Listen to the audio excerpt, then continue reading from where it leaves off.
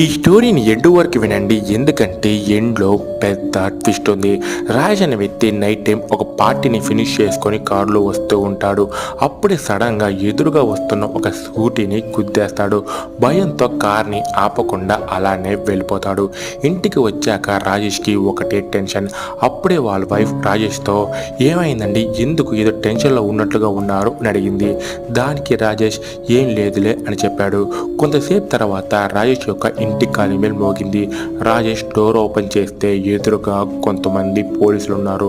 వాళ్ళు రాజేష్తో, రాజేష్ మీరు తాగిన మైకంలో ఒక లేడీని గుద్ది చంపేశారు, సో యు ఆర్ అరెస్ట్ అని.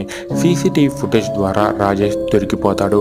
కానీ ఆ తర్వాతే రాజేష్కి మరో భయంకరమైన షాక్. పోలీసులు రాజేష్తో మీరు చేసిన యాక్సిడెంట్లో చనిపోయింది ఎవరో కాదు, మీ వైఫే.